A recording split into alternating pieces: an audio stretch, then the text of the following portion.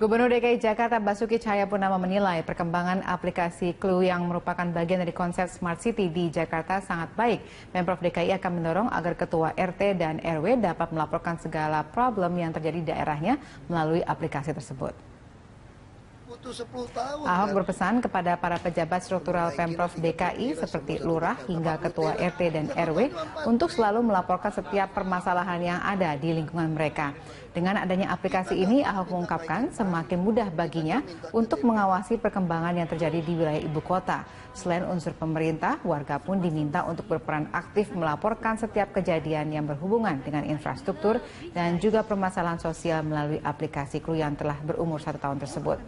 Ya, Clue merupakan aplikasi yang dibuat untuk mempermudah laporan warga Jakarta kepada pemerintah Provinsi DKI Jakarta terkait masalah yang terjadi di sekitar mereka. Apabila semua orang menggunakan Clue, kita akan mempercepat proses pembentukan Jakarta baru. Ambil foto dan laporkan semua keluhan Anda kepada... Bagus.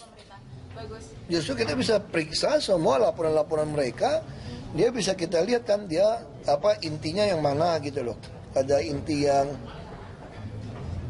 kita bisa lihat. Kamu udah tahu Clue belum? Iya. Sejauh ini yang paling krusial pernah di-handle Pak sama pemerintahan sendiri gimana Pak? Yang pasti kalau dia nggak mau lapor kita pecat.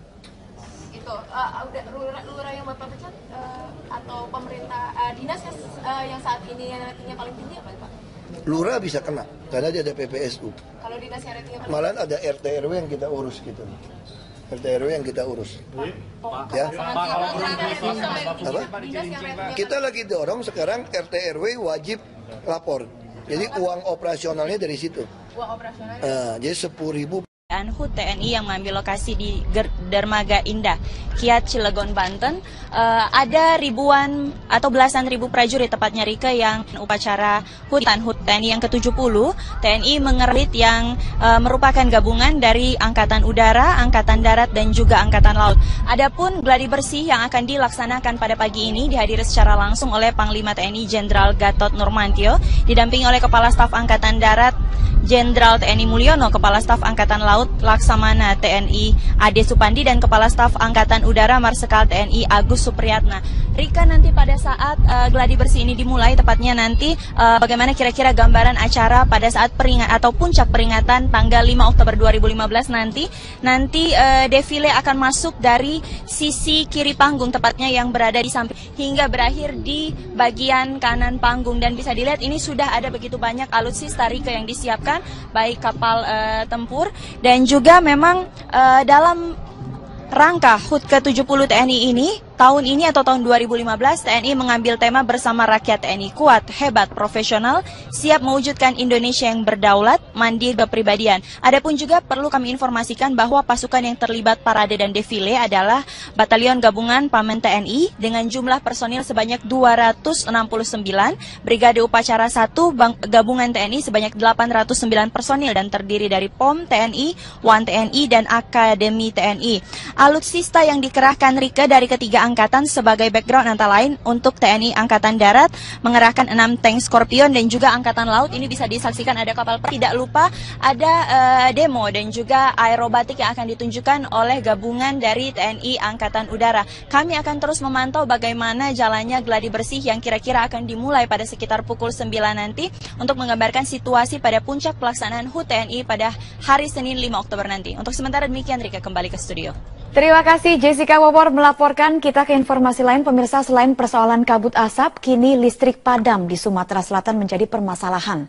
Selain aktivitas terganggu, warga juga menanggung kerugian akibat listrik padam.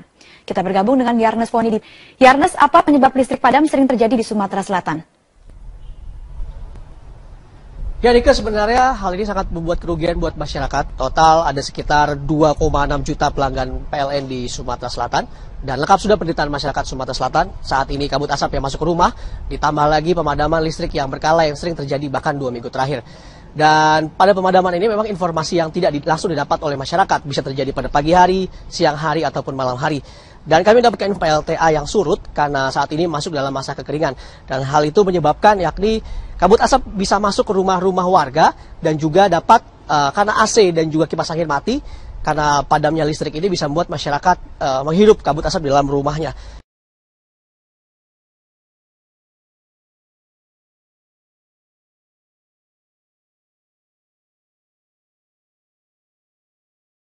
Pihak PLN.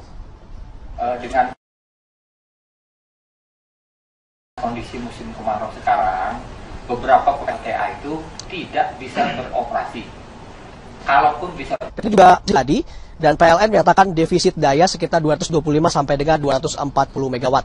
Berikut petikan wawancara dari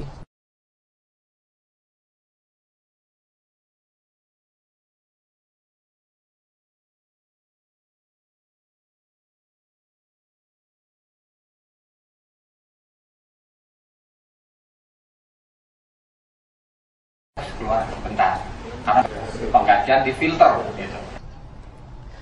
dampak kerugian ekonomi, material, semua terus terjadi bagi masyarakat Sumatera Selatan karena padamnya listrik ini.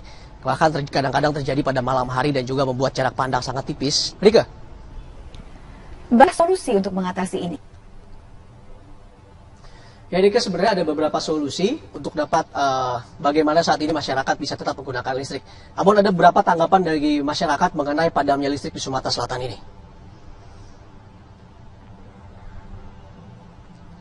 Ganggu ya Mbak ya, genset itu hanya bisa untuk nyalain aja, tapi untuk kayak telepon, kayak jaring internet itu kita mati total. Sangat terganggu benar dengan kejadian kayak gini dan matinya juga sangat lama gitu loh.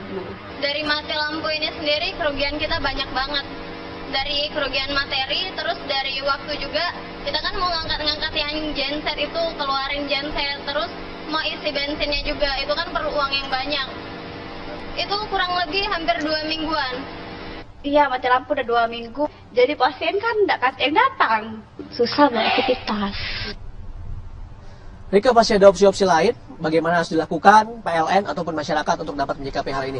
Bersama saya dengan pengamat elektronik, Pak Abdul Rahman. Pak Abdul, sebenarnya ada opsi lain nggak sih Pak untuk menekan pemadaman listrik di Sumatera Selatan ini Pak?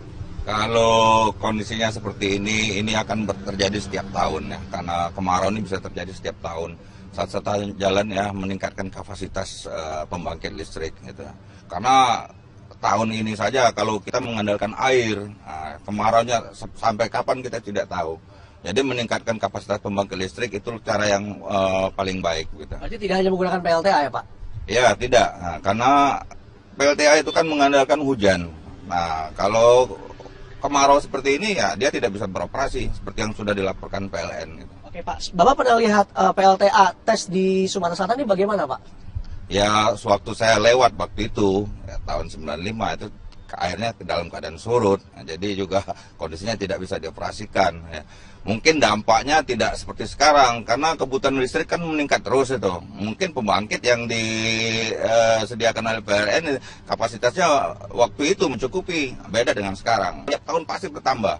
Nah itu solusi ke depan harus diperhitung dengan cermat ya, bagaimana caranya supaya meningkatkan kapasitas pembangkit itu sesuai dengan kebutuhan masyarakat. Oke, sekarang berarti masih kurang ya Pak kapasitas pembangkit buat masyarakat Sumatera Selatan ya.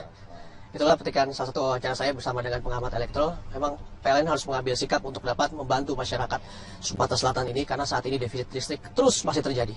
Rika. Terima kasih Yarnes Foni bergabung langsung dari Palembang, Sumatera Selatan. Menggunakan jalan darat hanya membutuhkan waktu sekitar 20 menit saja. Dan terkait dengan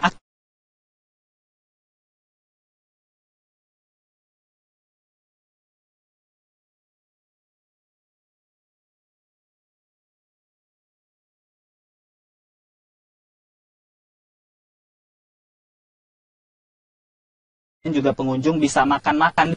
Timur pantai ini ada banyak pondok yang bisa dimanfaatkan oleh para pengunjung untuk menyantap menu seafood yang telah disiapkan oleh para pengelola di sini. Dan juga memancing di sini karena di sebelah selatan pantai ini berupa karang, maka banyak sekali ikan di sana yang bisa dipancing oleh para pengunjung. Dan yang terakhir, fenomena sunset yang paling penting. Jika pada sore hari, karena ini letaknya di sebelah barat, ini membuat fenomena sunset sangat mudah untuk disaksikan pada sore hari. Dan Rike, yang perlu kami sampaikan di sini adalah memang pengelolaan di Pantai Lampu ini sudah cukup baik. Namun masih ada ratusan tempat wisata di ratusan wisata di Provinsi Aceh yang masih kurang perhatian oleh pemerintah setempat. Lalu langkah apa yang akan dilakukan oleh pemerintah provinsi untuk memaksimalkan potensi wisata yang ada di Provinsi Aceh? Berikut adalah liputannya, Rike. Selain kota Sabang, masih banyak tempat di Aceh yang memiliki potensi wisata luar biasa, khususnya wisata alam. Mulai dari pantai, perbukitan, serta air terjun yang masih sangat alami. Menurut Dinas Pariwisata Aceh, provinsi ini memiliki sekitar 800 wisata unggulan yang tersebar di berbagai daerah kabupaten kota. Hanya saja, tidak semua lokasi tersebut telah dikelola dengan maksimal oleh pemerintah setempat.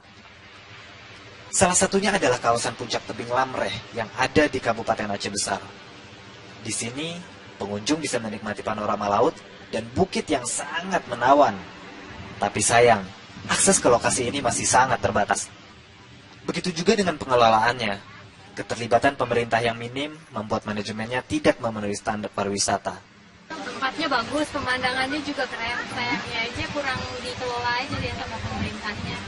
Iya, semoga aja kalau udah kesini lagi, jalannya udah bagus, tempatnya udah dikelola, udah lebih rapi, lebih layak lah buat wisatawan. Menanggapi hal ini, Dinas Pariwisata dan Budaya Aceh akan lebih gencar